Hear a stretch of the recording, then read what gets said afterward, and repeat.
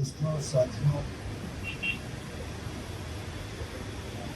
نواب صاحب کے حوالے سے بات کرنا، ان کی شخصیت اتنی قداور ہے اور ہم ان کے شاگردوں میں سے ہیں، تو لنگس کم از کم کچھ انٹرویوز کیے تھے اور ان کے پاس کافی کچھ بات کرنے کے لیے تھا۔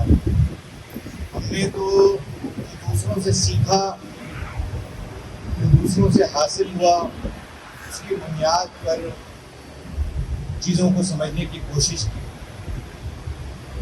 ہمارے لیے ان کے شاگرد جس طرح سے ڈھلے، جس طرح کی سیاست انہوں نے اپنائی، وہ ایک طریقہ کار تھا کہ جس سے ہم جو ہے وہ خیر بخش صاحب کو جو ہے وہ سمجھ سکتے۔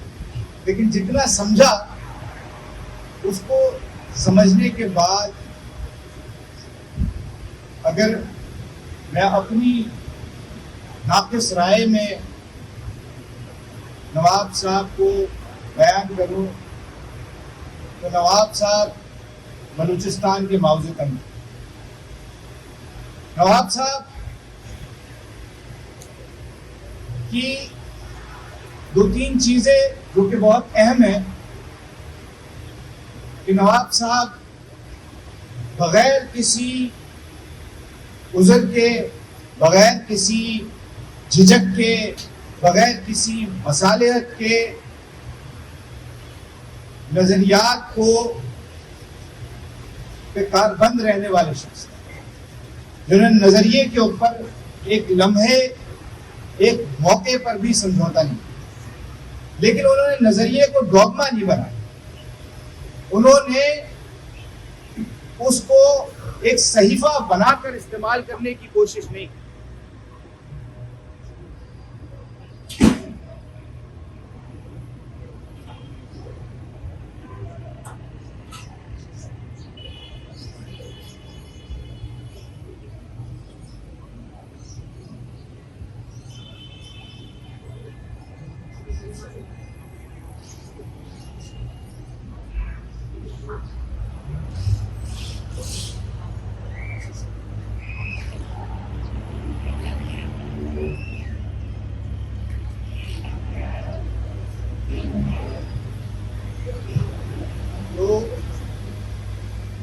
یوں تو اس خطے میں بہت سارے لوگ اپنے آپ کو نظریاتی سمجھتے بھی ہیں، نظریاتی گردانتے بھی ہیں۔ کوئی روسی فکر کا چیمپئن بنا ہوا تھا، کوئی چینی فکر کا چیمپئن بنا ہوا تھا، لیکن آپ کو نظریات کی حقیقت کا اس وقت پتہ چلتا ہے کہ جب جس قبلے کی طرف آپ دیکھ رہے ہوتے ہیں اس کے نظریات تبدیل ہوتے ہیں۔ سوال یہ ہے کہ کیا کمیونسٹ پارٹی یہ سمجھ سکی کہ کروشچیف کے بعد روس کا نظریہ کس طرف جا رہا ہے؟ کیا وہ ابھی تک لیننسٹ ہے یا وہ لیننسٹ نہیں ہے؟ یا جو چین نواز پارٹی تھی یا ماؤ تنگ تھوٹ پہ کھڑی ہوئی پارٹی تھی، جب اس نے یہ دیکھا کہ 70 کے بعد چین کا ڈائریکشن چینج ہو رہا ہے، جب وہ چین کہ جس میں ماؤ تنگ نے ایک خاص سوچ کے خلاف، ریویژنسٹ سوچ کے خلاف کلچرل ریولوشن برپا کیا تھا، وہ ریویژنزم دوبارہ چین کے اندر انٹر ہوتا ہے۔ چین پھر جو ہے وہ سوشلسٹ نہیں رہتا، چین ایک نیشنلسٹ ملک بن جاتا ہے اور آگے جا کر امپیریلسٹ کردار ادا کرنا شروع کر دیتا ہے۔ تو کیا چین نواز پارٹیوں کے دوست اس مارکسسٹ نظریے کے ساتھ کھڑے رہے یا وہ چین کے ساتھ کھڑے رہے؟ اور یہاں پر مجھے داد دینی پڑے گی، مجھے یہ کہنا پڑے گا کہ اگر نظریات پہ سمجھوتا نہیں کیا تو وہ خیر بخش بری نے ہی کیا. اگر مارکسسٹ کوئی ہے تو وہ خیر بخش بری ہے, کیونکہ اس نے کروشچیف کے سوویت یونین کو نہیں مانا. وہ کہتے ہیں کہ سوویت یونین نے جو افغانستان میں کیا, اگر وہ بلوچستان میں آ کے کریں گے تو ہم ان کو اجازت نہیں دیں گے, ہم ان کو آ کر اپنی سرزمین پر قبضہ نہیں کرنے دیں گے. وہ یہ سمجھتے ہیں کہ جس چین میں کے دورے پر وہ گئے وہ چین نہیں تھا جو 60s کا چین تھا, جو 50s کا چین تھا. اس میں تبدیلی آ چکی ہے, اب وہ چیزوں کو اس طرح سے نہیں دیکھتا. تو ان کا مارکسزم چین کا یا روس کا یا کسی اور بڑے ملک کا محتاج نہیں تھا. ان کا مارکسزم اس نظریے پر قائم تھا جس نظریے کا نام مارکسزم ہے, لیننزم ہے یا ماؤزم. اور اس کو سمجھنا ضروری ہے کہ نظریہ الگ چیز ہے اور آپ کے قبلے, آپ کی پارٹیاں یہ الگ چیز ہے. اچھا, اب ایک طرف نظریے کو ڈوگما نہ سمجھنا لیکن نظریے پر پختگی سے کھڑے رہنا یہ اہم کردار تھا. تو دوسری طرف, اور جس وجہ سے میں نے کہا کہ خیر بخش مری صاحب جو ہیں وہ بلوچستان کے معوزتن تھے, کہ آپ کی اپنی کنڈیشنز آپ سے کیا مطالبہ کرتی ہیں, ان کنڈیشنز کے اوپر نظریے کا اطلاق کس طرح سے ہوگا. آپ کے اپنے حالات میں اس نظریے کا کیا کام ہے. آیا اس نظریے کا کام جو ہے وہ سوشلسٹ انقلاب برپا کرنا ہے, یا اس نظریے کا کام اینٹی امپیریلسٹ اسٹرگل کو کھڑا کرنا ہے, یا اس نظریے کا کام اینٹی کولونیلسٹ اسٹرگل کو کھڑا کرنا ہے. کیا کرنا ہے؟ آپ کس اسٹیج پر ہیں ہسٹری کے, آپ کی بنیاد کیا ہے. مارکس نے تو جب مارکسزم کا فلسفہ دیا تو وہاں پر سرمایہ داری پنپ چکی تھی, وہاں پر جو ہے وہ نیشنلزم کا پروجیکٹ کمپلیٹ ہو چکا تھا. مارکسزم تو ورکنگ کلاس کو کھڑا کر رہا تھا کہ ورکنگ کلاس لڑے گی سرمایہ دار کے خلاف. نہ آپ کے پاس قومی سرمایہ دار ہے, نہ آپ کے پاس جو ہے وہ ورکنگ کلاس ہے. پھر آپ نے کیا کرنا؟ پھر آپ نظریے کو ایک ڈوگما بنا کر تو نہیں پیش کر سکتے. اور یہ خیر بخش مری صاحب کا کمال تھا کہ انہوں نے اس نظریے کو کس طرح پہلا پرنسپل کانٹرڈکشن جو کہ ایک جو کولونیلسٹ ریاست کا اور ایک کالونی کا تھا, اس کے لوگوں کا تھا, اس کو سمجھا اور اس کے لیے استعمال کیا. اور یہ آسان کام نہیں تھا, کیونکہ اگر آپ چین کی مثال لیں, یا آپ جو ہے وہ کیوبا کی مثال لیں, یا آپ ویتنام کی مثال لیں, تو یہاں پر ڈائریکٹلی جو امپیریلسٹ فورسز ہیں ان کا کالونیلزم ہے. پاکستان کی صورتحال میں وہ ڈائریکٹ کالونیلزم جو ہے وہ امپیریلسٹ فورسز کا نہیں ہے, بلکہ وہ انڈائریکٹلی امپیریلزم یہاں پر جو ہے وہ آتا ہے, جس کو خود جو ہے وہ خیر بخش صاحب اپنے انٹرویو کے اندر جو ہے وہ بیان کرتے ہیں. کیوں پاکستان جو ہے اس کی اپنی کوئی حیثیت نہیں, کیونکہ پاکستان کی پوری ریاست کا کام صرف یہ ہے کہ وہ جو سامراجی ممالک ہیں ان کا دمچھلا بنا رہے, ان کے لیے کام کرتا رہے.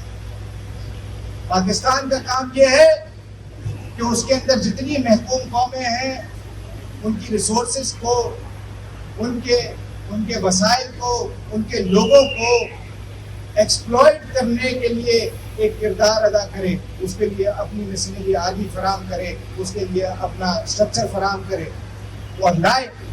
کبھی جو ہے وہ چین کی صورت میں لے کر آئے اور جو ہے وہ گوادر فورٹ کا معاملہ ہو, کبھی ریکوٹک کا معاملہ آپ کے سامنے آتا ہے, کبھی دوسرے سامراجی ممالک آتے ہیں. اور یہاں پر یہ سمجھنا ضروری ہے کہ سامراجی ممالک اس وقت ایک سامراجی سسٹم کے اندر موجود ہے. جب ایک راہ کھلتی ہے تو اس کے اندر جو ہے وہ تمام سامراجی ممالک جو ہیں ان کا سرمایہ آ جاتا ہے. وہ ایک سسٹم کے تحت کام کر رہے ہیں. جب افغانستان میں امریکہ آتا ہے تو صرف امریکہ وہاں سے لوٹ مار نہیں کرتا, وہاں سے چائنا بھی لوٹ مار کر رہا ہے, وہاں سے یورپی یونین کے لوگ بھی جو ہے وہ لوٹ مار کر رہے ہیں. وہاں پہ ہر طرح کے کا بازار جو ہے وہ گرم ہوتا ہے. اور یہی حال آپ کو پاکستان کے اندر محکوم قوموں کا ملتا ہے کہ جہاں پر پاکستان کی ریاست بیسیکلی وہ کردار ادا کر رہی ہے کہ جہاں پہ محکوم قوموں کے وسائل کو, وہاں کے لوگوں کو بدترین انداز میں لوٹا جائے. اور اس کا ایک ہی حل ہے, اور اس کا حل جو ہے وہ خیر بخش مری صاحب ہمیں بتاتے ہیں کہ اس کا حل جو ہے وہ بیلٹ باکس نہیں ہے. اس کا حل جو ہے وہ اس ریاست کے ساتھ مذاکرات سے نہیں نکلتا. اس کا حل جو ہے وہ اس طریقے سے نہیں نکلتا کہ سامنے والا آپ کے اوپر بندوق تان کے کھڑا رہے اور آپ جو ہے وہ پلے کارڈ اٹھا کے صرف یہ کہتے رہیں کہ جو ہے وہ مجھے گولی مت مارو. آپ کو ریاست سے اس زبان میں بات کرنی پڑے گی جس زبان میں ریاست آپ سے بات کرتی ہے. اور اس پر نواب صاحب کی کلیئرٹی جس لیول پر تھی, میرا خیال ہے کہ شاید ہی اس خطے میں کوئی اور لیڈر ایسا دیکھا ہو کہ جس کی وہ کلیئرٹی جو ہے وہ ہمیں ملی. جس وقت موومنٹ پسپا ہو چکی تھی, جس وقت تمام لوگ یہ سمجھتے تھے کہ خیر بخش کا نظریہ نہیں چلے گا, جس وقت بڑے بڑے لیڈران پارلیمنٹ کی طرف دیکھنا شروع کر رہے تھے, اس وقت بھی خیر بخش صاحب نے کہا کہ 4 ہوں 8 ہوں 10 ہوں, طریقہ یہی اور اس طریقے پر کوئی کمپرومائز نہیں. اگر آپ نے آگے بڑھنا ہے تو آپ کو لڑنا ہوگا, اور اس لڑائی کو لڑنے کا جو طریقہ اپنایا, آپ مجھے بتائیں کہ اس سے زیادہ خوبصورت طریقہ کیا ہو سکتا ہے کہ آپ ہفتوار کے ذریعے ایک ایسی کور تیار کر لیتے ہیں, ایک ایسا نیوکلیس تیار کر لیتے ہیں جو نیوکلیس آج بم بن کے جو ہے وہ ایسا پھٹا ہے کہ ریاست جو ہے وہ سر کھجا کے پھر رہی ہے کہ کریں تو کیا کریں, کہاں سے نکلیں, کہاں سے جو ہے وہ کوئی ہمیں امان ملے. ہم جو ہے وہ پریس کلب پہ آتے ہیں تو ان کا سامنا ہے, ہم پہاڑوں پہ جاتے ہیں تو ان کا سامنا ہے, ہم سوشل میڈیا اٹھاتے ہیں تو ان کا سامنا ہے. کوئی ایسی راہ بچی نہیں کہ جہاں پر جو ہے وہ لڑائی نہ ہو رہی ہو, چاہے وہ قلم کی صورت میں ہو, چاہے وہ زبان کی صورت میں ہو, چاہے وہ زبان کی صورت میں ہو جس زبان میں جو ہے وہ ریاست بات کرتی ہے. اور یہ ہے خیر بخش کا کمال, یہ ہے خیر بخش کا کی وکٹری کہ اس کا نظریہ درست تھا, اس کی سیاست درست تھی, وہ جانتا تھا کہ باقی یہ جو سارا ڈرامہ رچایا جا رہا ہے یہ اس لیے رچایا جا رہا ہے کہ محکومی کو ایکسیپٹ کر لیا جائے. ہم محکومی کو ایکسیپٹ نہیں کریں گے, اور ایک دفعہ محکوم لڑنے کے لیے تیار ہو گیا تو پھر حاکم کچھ نہیں کر سکتا, اس کے پاس اور کوئی طریقہ کار نہیں. اور اس طرح سے کنڈیشنز کو سمجھنا, اور یہ نہیں, یہ بھی میں آپ سے جو ہے وہ التجا کروں گا, ہو سکتا ہے میں غلط ہوں, میری تصحیح کیجیے گا, میری کاتس رائے, لیکن جو سمجھتا ہے وہ خیر بخش غریب was not a nationalist. He was internationalist. He was internationalist, but he knew کہ پہلی لڑائی آپ کی نیشنل کوسچن کی ہے, کیونکہ جب قوم ہی آپ کی جو ہے وہ مظلوم ہے, جب قوم ہی محکوم ہے, تو پھر پہلی لڑائی قوم کی آزادی کی ہے. قومیں آزاد ہوں گی تو پھر وہ قوم کی بات نہیں کریں گی, وہ ایک دوسرے کے ساتھ ڈائریکٹ بات کریں گی, وہ ایک دوسرے کا ہاتھ پکڑیں گی, انسانیت کی بات کریں گی, تمام انسان ایک ہوں گے. لیکن اس کے لیے پہلی شرط یہ ہے کہ بھائی ایک قوم دوسری قوم پر میں جو ہے وہ حاکم نہ بنی گئی. اسی لیے اگر پاکستان کا سولوشن آپ چاہتے ہیں, اگر انڈیا کا سولوشن چاہتے ہیں, دونوں کی بات کروں میں, تو let's divide to be unite. یہ ہے فارمولا آگے بڑھنے کا. Because to unite we have to be equal. Unequal لوگ ملا نہیں کرتے, ان ایکول لوگ جو ہے وہ ایک دوسرے کا حق حسب کیا کرتے. آپ کیونکہ یہ مارکسزم میں اکثر بات ہوتی ہے اور اس کو سمجھنا ضروری ہے, یہ جو یہ یونٹی کی بات ہوتی ہے, انکنڈیشنل یونٹی کی فوکس بات, مارکسزم کے اندر کوئی ایسی یونٹی نہیں موجود کہ جہاں پر دو ان ایکول لوگ جو ہے وہ یونٹی کی بات کریں. اگر ہوتی تو پھر مارکس یہ نہیں کہتا کہ برٹن کا کوشچن تب سالو ہوگا جب آئرلینڈ آزاد ہو. برٹش خود برٹن کی اپنی ورکنگ کلاس آئرلینڈ کی وجہ سے پھنسی تھی.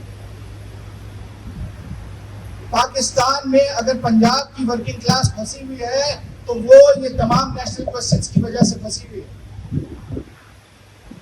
بیک وقت وہاں کی رولنگ کلاس ان محکوم قوموں کا بھی استحصال کر رہی ہے اور اپنے محکوم طبقات کا بھی استحصال کر رہی ہے. اور ان محکوم طبقات کے پاس کوئی اور چارہ نہیں ہے سوائے اس کے کہ وہ ان مظلوم قوموں کا ساتھ دیں.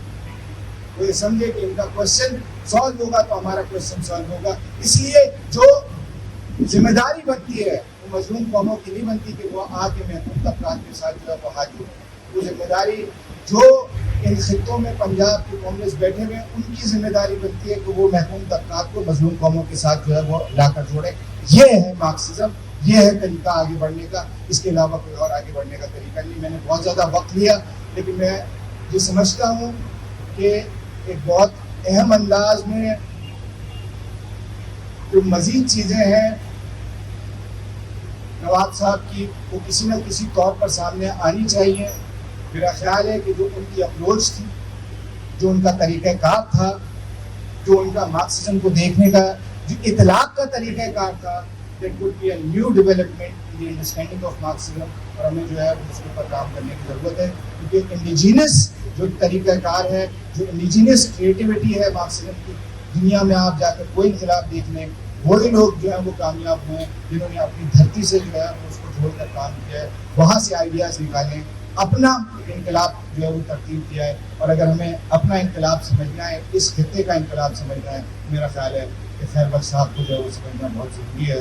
ان کو لے کر آگے بڑھنا بہت ضروری ہے, نہ صرف جو ہے وہ بلوچوں کے لیے بلکہ جو ہے وہ آس پاس کے جتنے خطے ہیں ان کو اس پوری چیز کی اسٹڈی کرنی چاہیے کہ کس طرح سے ایک نئے انداز میں جو ہے وہ چیزوں کو دیکھا جا سکتا ہے, ایک نئے انداز میں جو ہے وہ چیزوں کو سمجھا جا سکتا ہے, ایک نئے انداز میں جو ہے وہ آگے بڑھا جا سکتا ہے, اور سائنٹیفک انداز میں جو ہے وہ آگے بڑھا جا سکتا ہے. میں سمجھتا ہوں کہ موومنٹ کو کا ڈائریکشن جو ہے وہ ایک حساب کا ایموشن سے ایک سائنٹیفک انداز میں موومنٹ کی طرف لے کر جانے میں جو ہے وہ اب جنرل شہروں صاحب کا اور جو ہے وہ خیر بخش ولی صاحب کا ان کا جو ہے وہ ایک اہم رول ہے اس سارے معاملے کے اندر. اگر میں کہیں غلط ہوں تو میری بالکل جو ہے وہ استاد بیٹھے میں وہ تصحیح کریں, لیکن میرا خیال ہے کہ یہ ایک چیز ہے جس کو سمجھنے کی ضرورت ہے. اس وقت سب سے ایڈوانس موومنٹ جو ہے وہ خطے کے اندر, ہمارے خطے کے اندر بلوچستان کی ہے, اور ہماری کوشش یہ ہونی چاہیے کہ اس سے ہم جتنا سیکھ سکیں وہ اس سے سیکھیں, اور جو ہے وہ اس کے اندر جتنا ان کو ڈال سکیں, جتنی وہ مضبوط ہوگی اتنی آس پاس کی تمام موومنٹس کو مضبوط کرنے میں اپنا کردار بھی جو ہے وہ ادا کر سکتی ہے. بس میرا خیال ہے کہ نواب صاحب اگر ہم سے کوئی مطالبہ کرتے ہیں تو وہ یہی کرتے ہیں کہ منزل بہت دشوار سہی, رستہ بھی ایک پرخار سہی, ہم کو مٹانے ہر جگہ پہلے حکم تیار سہی, پر روکے ہم کو کس میں دم, بڑھتے رہیں اپنے قدم. بہت شکریہ.